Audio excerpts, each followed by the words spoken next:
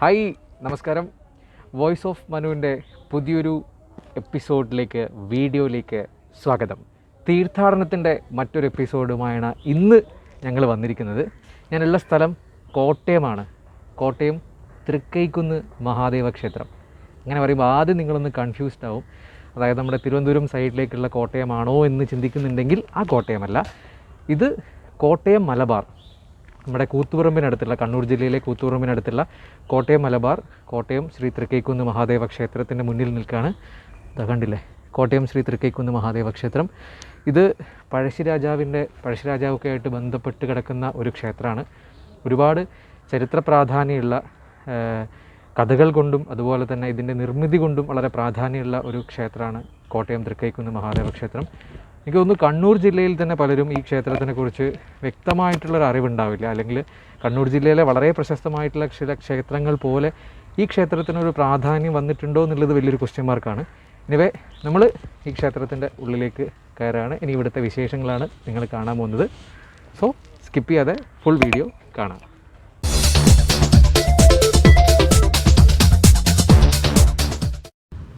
ഇതാണ് ക്ഷേത്രച്ചിറ,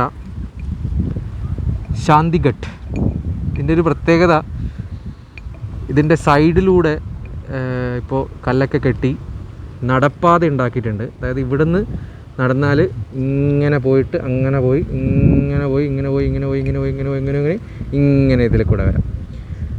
ഈ ചിറയും ചുറ്റി രാവിലെയും വൈകുന്നേരമൊക്കെ ഈ നാട്ടുകാർക്ക് നടക്കാനുള്ള ഒരു ഫെസിലിറ്റി ഇതിന് ചുറ്റും ഉണ്ടാക്കിയിട്ടുണ്ട്. അത്യാവശ്യം നല്ല വൃത്തിയോടുകൂടി തന്നെയാണ് ഇപ്പോൾ ക്ഷേത്രച്ചിറ മെയിൻറ്റെയിൻ ചെയ്യുന്നത്. കോവിഡ് ആയതുകൊണ്ട് തന്നെ ആളുകൾ കുറവായതൊക്കെ കൊണ്ടാണെന്ന് തോന്നുന്നു. ഇവിടെ കുറച്ചൊരു വൃത്തികേട് പോലെ കാണുന്നുണ്ട്. മറ്റേ അതിൻ്റെ ബാക്കിയുള്ള സ്ഥലങ്ങളൊന്നും പ്രശ്നമൊന്നുമില്ല, അടിപൊളി. ഭയങ്കര ഒരു ബ്യൂട്ടി കേട്ടോ. ഇവിടെ ഒരു അരയാൽ ഉണ്ട്. എന്ത് രസമാണ് അരയാൽ ഇങ്ങനെ ഉണ്ട്. അരയാലുണ്ട്, അതിൻ്റെ മുന്നിലായിട്ട് ചിറയുണ്ട്. ഇതാ ഇവിടെ ഇങ്ങനെ വിഭ്രമിച്ച് നിൽക്കുക.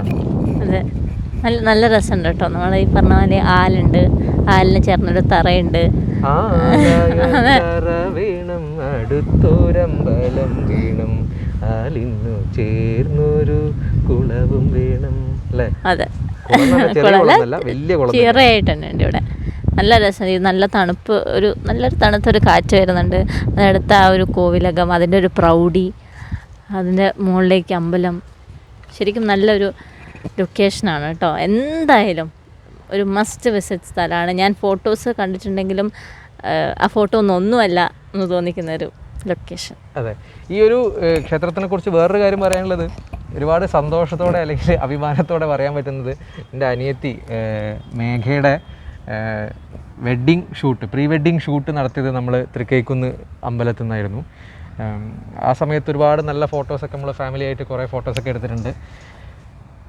ആ ഫോട്ടോ എന്നും കുറച്ചും കൂടി നന്നാക്കായിരുന്നു എന്നാണ് എൻ്റെ അഭിപ്രായം. അല്ലേ? അതെ, ഫോട്ടോ നന്നാക്കുക എന്നുള്ളതല്ല, അതിൽ ഓഫ് കോഴ്സ് അത് നമ്മൾ ഫോട്ടോഷൂട്ട് നടത്തുമ്പം ആളുകളിലാണ് നമ്മൾ ഫോക്കസ് കൊടുക്കുക. പക്ഷേ അതിൽ എനിക്ക് തോന്നുന്നു ഈ സ്ഥലത്തിൻ്റെ ബ്യൂട്ടി. അല്ല, അത് വേറൊരു പ്രശ്നം എന്താണെന്ന് വെച്ചാൽ, നമ്മൾ ഇത്തരത്തിൽ അമ്പലങ്ങളിലൊക്കെ ഫോട്ടോസ് എടുക്കുമ്പോൾ അമ്പലത്തിന്റെ ഉള്ളിലേക്ക് അല്ലെങ്കിൽ അമ്പലം കണക്ട് ചെയ്തിട്ട് ഒരുപാട് നമുക്ക് എടുക്കാൻ പറ്റില്ല. അതിന്റെ കുറച്ച് ലിമിറ്റേഷൻ ഉണ്ടല്ലോ.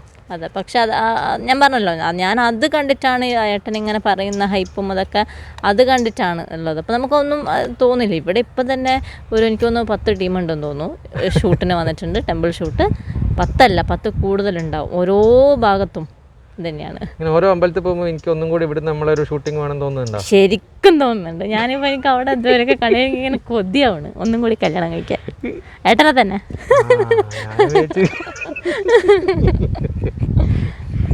അടിപൊളി. എന്ത് കാറ്റാണെന്നറിയ ഇവിടെ, രക്ഷയില്ലാത്ത കാറ്റാണ്. ഭയങ്കര സുഖമുണ്ട്. ആ സുഖം നിങ്ങൾക്ക് എന്തായാലും ഇപ്പോൾ മനസ്സിലാവില്ല, പക്ഷെ ഞങ്ങൾക്ക് ആ സുഖം ശരിക്കും ഫീൽ ചെയ്യുന്നുണ്ട്.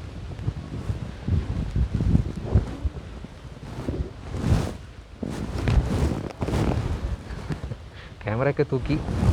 ക്യാമറയിൽ ഞങ്ങൾ ഫോട്ടോസ് മാത്രമേ ഇപ്പോൾ എടുക്കാൻ തുടങ്ങിയിട്ടുള്ളൂ. ഇനിയിപ്പോൾ ഇതിൽ വ്ളോഗിങ് കൂടെ തുടങ്ങുന്നുണ്ട്. ഞങ്ങൾ ആദ്യം തന്നെ വന്ന ഉടനെ നേരെ ഇവിടത്തേക്ക് വന്നു, ചിറ കണ്ടു. ഇനി അമ്പലത്തിൻ്റെ ഉള്ളിലേക്ക് നമ്മൾ പോവാണ്. അമ്പലത്തിൻ്റെ ഉള്ളിൽ ഉള്ളിലേക്ക് പോകുന്നില്ല, ഐ മീൻ ഉള്ളിൽ എന്തായാലും കാണിക്കില്ല. പക്ഷേ പുറത്തുനിന്ന് ക്ഷേത്രത്തിൻ്റെ ഒരു നിർമ്മിതി എന്തായാലും കാണണം, അത് നിങ്ങൾ കണ്ടേ പറ്റൂ. നമ്മുടെ വൈക്കം മഹാദേവ ക്ഷേത്രം പോയിട്ടുള്ളതാണ്. വൈക്കം ക്ഷേത്രത്തിനോട് ചില സാമ്യതകളൊക്കെ തോന്നും ഇവിടെ. അതായത് നമ്മൾ ഉള്ളിലേക്ക് കയറാണ്, അവിടെ ഓൾറെഡി കയറി കഴിഞ്ഞു. ഭംഗിയാണ്.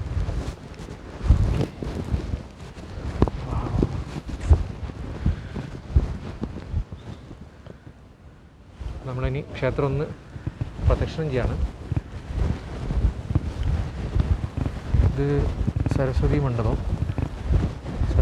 എന്നല്ല, മണ്ഡപം അല്ലേ.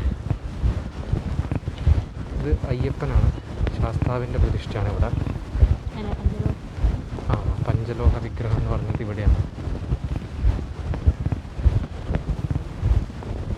ഇങ്ങനെ പോകുന്ന സ്ഥലത്തൊക്കെ ഇങ്ങനെ നോക്കിക്കഴിഞ്ഞാൽ നമ്മളിങ്ങനെ അമ്പരപ്പിക്കുന്ന കൺസ്ട്രക്ഷനാണ്.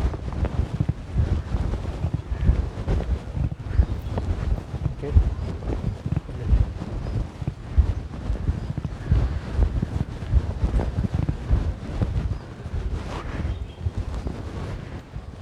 നമ്മുടെ സ്വന്തം ശബരിമല ശ്രീ ധർമ്മശാസ്താവിൻ്റെ പ്രതിഷ്ഠയാണ്. അതായത് ഞാനൊന്ന് പ്രാർത്ഥിക്കട്ടെ. ഈ പച്ച ഇതിൻ്റെ ഒരു ഹൈലൈറ്റാണ്.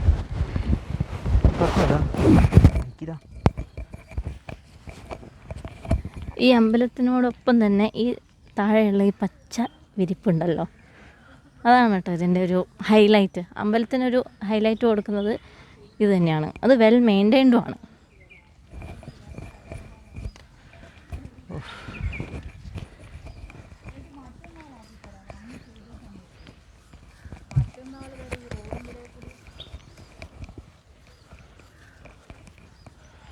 ഇവിടെ വരുന്നവർ ഫോട്ടോസ് എടുത്ത് തകർക്കും കേട്ടോ, ഒരു സംശയമില്ല.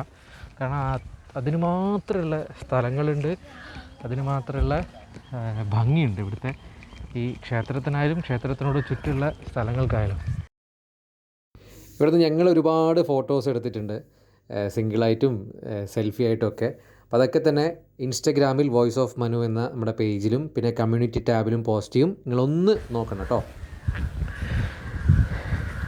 ഞങ്ങളിവിടെ കുറച്ച് ലേറ്റായി എന്ന് പറയാൻ പറ്റില്ല, ഇത് നല്ല ടൈം തന്നെയാണ്. പക്ഷേ വെയിൽ നന്നായിട്ട് ഉണ്ട്, നല്ല ശക്തമായിട്ട് വെയിലുണ്ട്.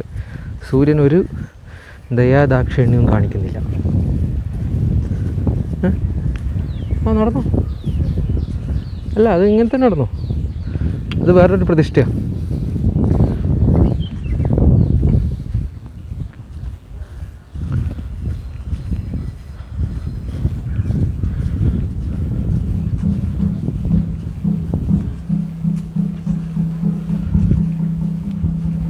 ഇത് ശ്രീകൃഷ്ണ ക്ഷേത്രമാണ്. പാർത്ഥസാരഥി എന്ന് പറഞ്ഞാൽ ശ്രീകൃഷ്ണൻ തന്നെ.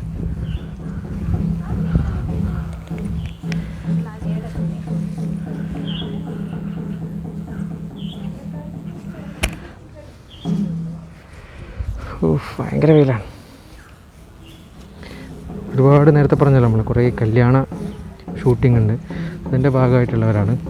എനിക്ക് പിന്നെ മാസ്ക് നിർബന്ധമില്ല കേട്ടോ.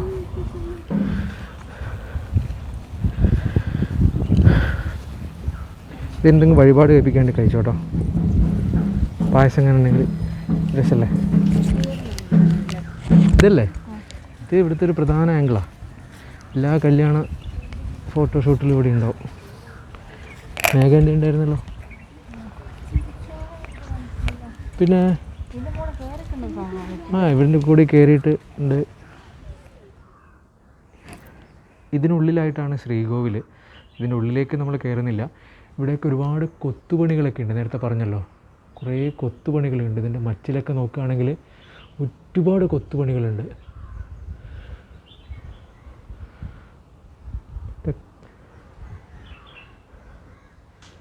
ഈ ഒരു ദീപസ്തംഭവും ഇവിടുത്തെ ഒരു പ്രധാന ഒരു അട്രാക്ഷനാണ്. ഇത് മുഴുവൻ തിരിയിട്ട് കത്തിച്ച് കഴിഞ്ഞാൽ വൈകുന്നേരമൊക്കെ ഭയങ്കര ഭംഗിയാണ്. കത്തിക്കാറുണ്ട്, ഇപ്പോൾ പിന്നെ രാവിലെയാണ്, അതുണ്ടാവില്ല. ദീപസ്തംഭം അതുപോലെ ഈ ധ്വജസ്തംഭം ഇതൊക്കെ ഈ അമ്പലത്തിൻ്റെ ഒരു വലിയൊരു പ്രത്യേകതയാണ്. സൈഡൊക്കെ കണ്ടില്ലേ, എന്ത് രസമാണ് ഇതിൻ്റെ കൺസ്ട്രക്ഷൻ നോക്കി. ഓഫ്, അസാധ്യം. ഉള്ളിൽ കയറിയല്ലേടി. നമ്മൾ ശ്രീകോവിലേക്ക് കയറുന്നതിന് സൈഡിലായിട്ട് ഇവിടെ കോവിഡുമായി ബന്ധപ്പെട്ട് സാനിറ്റൈസറൊക്കെ വെച്ചിട്ടുണ്ട്. പെഡലാണ്, അതുകൊണ്ട് നമുക്ക് കാലിൽ ചവിട്ടിയിട്ട് തന്നെ സാനിറ്റൈസർ എടുക്കാം. സാനിറ്റൈസർ എടുത്തുകൊണ്ട് ഉള്ളിലേക്ക് കയറാം.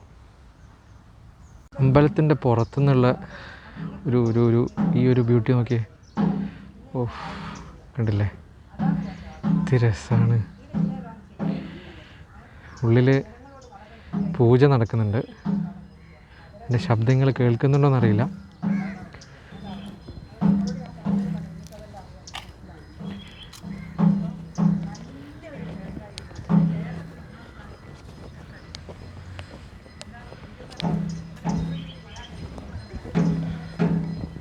നമ്മളിങ്ങനെ പ്രദക്ഷിണം ചെയ്ത് വരുമ്പോഴാണ് ചേച്ചീനെ കണ്ടത്. ചേച്ചീൻ്റെ പേരെന്താ? ഇവിടെ തന്നെയാണോ? ആ, ഇവിടെയല്ല, ഞാൻ വേങ്ങാട് കിണറ്റിൻ്റെ അവിടെ ആണെന്നാ പറയാ. അമ്പലവാടി വിഷ്ണു ക്ഷേത്രത്തിൻ്റെ അടുത്താണ് ഞാൻ ഉള്ളത്. ഇവിടെ ഇപ്പോൾ ഇവിടെ ജോലി ചെയ്യാൻ വന്നിട്ട് 2 കൊല്ലമായി. ക്ഷേത്രത്തിൻ്റെ ഒരു വലിപ്പവും അല്ലെങ്കിൽ ഇതിൻ്റെ ഒരു പ്രാധാന്യം വെച്ച് അത്രയും ആളുകൾ വരുന്നില്ല ഒന്നല്ലേ? ആൾക്കാർ വളരെ കുറവാണ്. വെച്ചാൽ ഇപ്പോൾ കൊറോണ ആയതുകൊണ്ട് പ്രത്യേകിച്ചും ആൾ കുറവാണ്.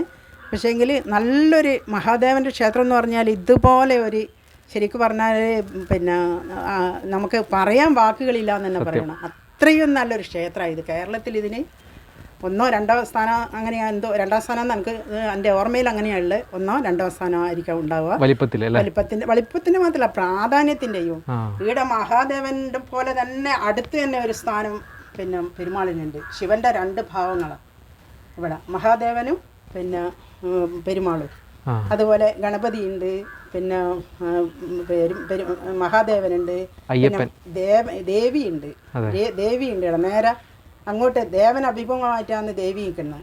ഇപ്പുറം ദേവൻ അഭിമുഖമായിട്ട് ദേവി നിൽക്കുന്നുണ്ട്. പിന്നെ പെരുമാളുണ്ട്. അശ്വാരൂഢനായ അയ്യപ്പനാണ്. എല്ലാ സ്ഥലത്തൊന്നും ഇത് ഉണ്ടായി വരില്ല. ഈ അശ്വാരൂഢനായ യുദ്ധം കഴിഞ്ഞിട്ട് വരുന്ന അയ്യപ്പനാണ്. അപ്പോൾ എല്ലാവരും പറയും പുലിയാണ് അയ്യപ്പൻ്റെ വാഹനം. ഒരിക്കലും അല്ല, കുതിരയാണ് അയ്യപ്പൻ്റെ വാഹനം.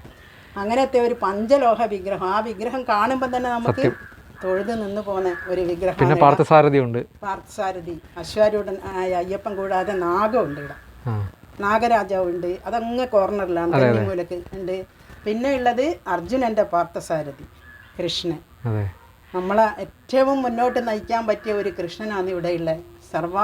എന്താ പറയുക, എല്ലാ തരത്തിലും സർവ അഭിവൃദ്ധിയും തരുന്ന ഒരു മഹാദേവ കൃഷ്ണൻ. അപ്പം നല്ലൊരു അന്തരീക്ഷം ആണ് ഇവിടെ വന്നു കഴിഞ്ഞാൽ. എല്ലാവരും പറയും, ഇവിടെ വരുമ്പം തന്നെ നല്ല വിശാലമായ ക്ഷേത്രമല്ലേ ഇത്. വിശാലമായ ക്ഷേത്രമാണ്. ഇവിടെ വരുമ്പം തന്നെ ഒരു മനസ്സിന് സുഖം ഉണ്ടാവും എന്ന് എല്ലാവരും പറയാം. എനിക്ക് വളരെ സന്തോഷം തരുന്ന ഒരു ക്ഷേത്രമാണ് ഇത്. നല്ലൊരു മഹാദേവൻ, വിളിക്കുമ്പം വിളി കേൾക്കുന്ന ഭഗവാനാണ്. അതിൽ യാതൊരു പിന്നെ ഇതുമില്ല. ഒരുപാട് സന്തോഷമുണ്ട്, വളരെ സന്തോഷമുണ്ട്. എൻ്റെ ഒരു പ്രസാദമാണ് ഇത്. നിങ്ങൾ വളരെ സന്തോഷത്തോടെ സ്വീകരിക്കണമെന്നാണ് എനിക്ക് പറയാനുള്ളത്.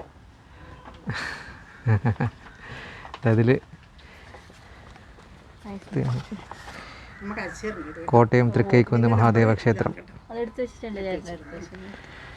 അപ്പോൾ കണ്ടല്ലോ, ഇത്രയും വലിയൊരു അമ്പലം, അതിൻ്റെ ഒരുപാട് വലിയ പ്രാധാന്യം.